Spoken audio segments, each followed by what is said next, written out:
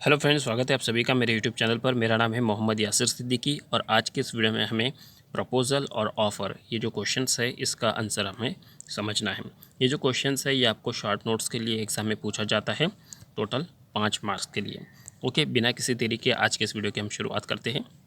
सबसे पहले मैं आप सभी को यहाँ पे बता देता हूँ कि अगर आप मेरे चैनल पर फर्स्ट टाइम आए हैं तो मेरे चैनल को ज़रूर लाइक करो, शेयर करो और सब्सक्राइब करो।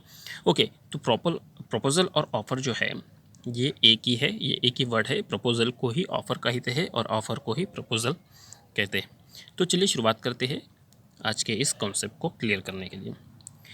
The entire process of entering into a contract. आप सबसे पहले जो इंट्रोडक्शंस जो होता है इसमें क्या लिखना है कि entire process entering into a contract, यानी कॉन्ट्रैक्ट के लिए जो इंटायर प्रोसेस है, अगर आप में इंटर करना चाहते हैं कॉन्ट्रैक्ट के लिए, अगर आप कॉन्ट्रैक्ट करने के लिए इंटर करना चाहते हैं तो इसकी जो सारी जो इंटायर प्रोसेस है इसकी शुरुआत कहाँ से होती है? इसकी शुरुआत यानी बिगिंस होती है, शुरुआत होती है प्रपोजल से यानी ऑफ़र से।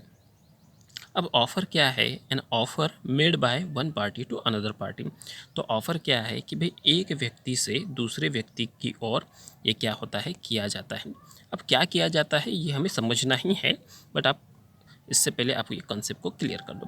The proposal must be accepted to enter into an agreement.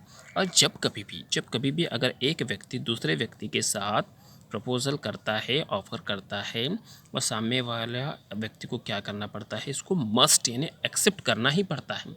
अगर वो एक्सेप्ट नहीं करा तो एग्रीमेंट नहीं होगा, और एग्रीमेंट नहीं हुआ तो कॉन्ट्रैक्ट नहीं होगा। और कॉन्ट्रैक्ट करने के लिए क्या है कि भाई offer must be accepted by the another party. जब ये एक्सेप्ट होगा तभी क्या होगा, कॉन्ट्रैक्ट होगा। ओके, आपको यहाँ पर इतना तो समझ में आ गया कि भाई ऑफ़र और प्रपोजल एक है। ऑफ़र एक व्यक्ति से दूसरे व्यक्ति की तरफ होता है और सामने वाला व्यक्ति जब उसको एक्सेप्ट करता है तभी क्या होता है, एग्रीमेंट होता है और तभी कॉन्ट्रैक्ट होता है। यानी कॉन्ट्रैक्ट के लिए ऑफ़र मस्ट है, इनिशियल है, फर्स्ट स्टेप है कॉन्ट्रैक्ट की, ऑफ़र। ओके, देन डेफिनेशंस में आप क्या लिखना है कि भाई according to the Indian Contract Act, जो इंडिया का जो कॉन्ट्रैक्ट एक्ट है 1872 का, इसका जो कलम जो है, इसका जो सेक्शन है, section 2 clause A, section 2 clause A, ये डील्स करता है, ये बताता है ऑफ़र क्या है। तो यहाँ पर जो सेक्शन है वो कुछ इस तरह से बोलता है, when one person will signifies to another person his willingness. यानी जब कभी भी एक व्यक्ति दूसरे व्यक्ति को अपने मन की जो इच्छा है बताता है, एक व्यक्ति क्या करता है, अपने मन की जो इच्छा है अनदर व्यक्ति यानी दूसरे व्यक्ति के साथ साझा करता है, बताता है।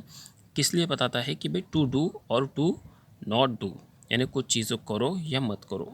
यानी ओके, क्यों बताता है कि भाई साहब ये करो, ये लो या मत लो, ये जब बताता है और किस लिए बताता है, ताकि उस व्यक्ति के साथ उसको कुछ चीज़ें एसेट मिल सके।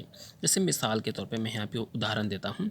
ए नाम का व्यक्ति है, ओके, इसने क्या किया, बी नाम के व्यक्ति के ऑफ़र किया।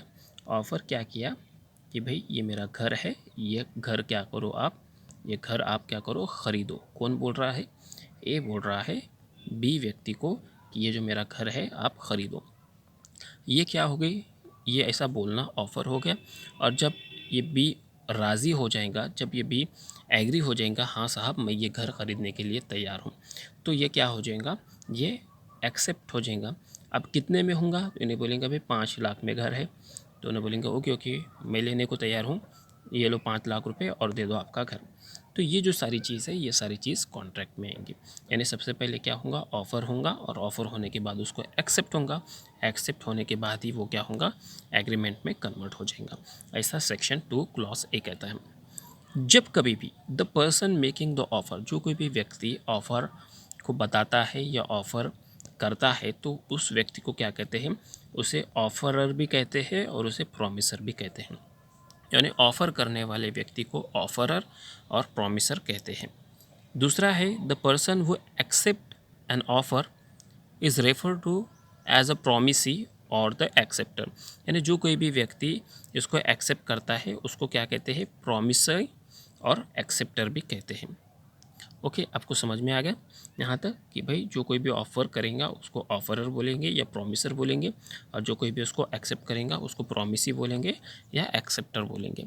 ओके, जब वैलिड ऑफ़र यानी जब कभी भी हमें कॉन्ट्रैक्ट करना है तो उसका वैलिड ऑफ़र कैसा होना चाहिए, ऑफ़र कैसा होना चाहिए, उसके लिए क्या एसेंशियल्स है। तो ये आपको 5-4 ये जो 4-5 जो पॉइंट है ये आपको यहाँ पे क्या करना है, एक्सप्लेन करना है।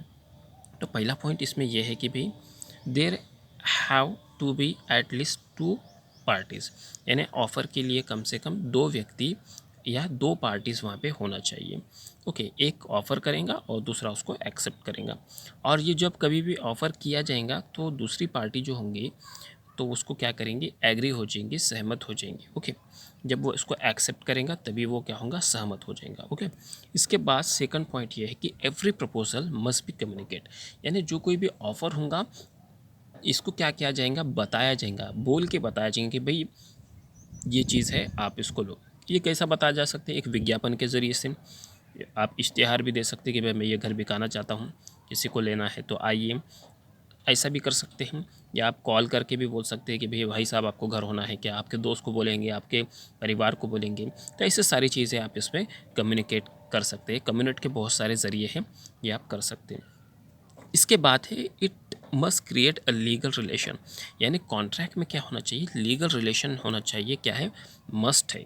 क्यों मस्ट है, जैसा कि ए नाम का व्यक्ति बी नाम के व्यक्ति के साथ कॉन्ट्रैक्ट किया है घर के लिए। ओके, तो ये कैसा है, लीगल रिलेशन बना सकता है।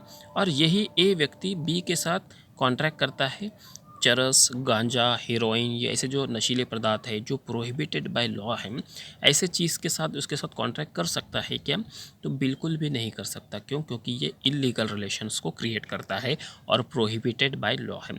तो ये आपको पॉइंट 3 में मेंशन करना है।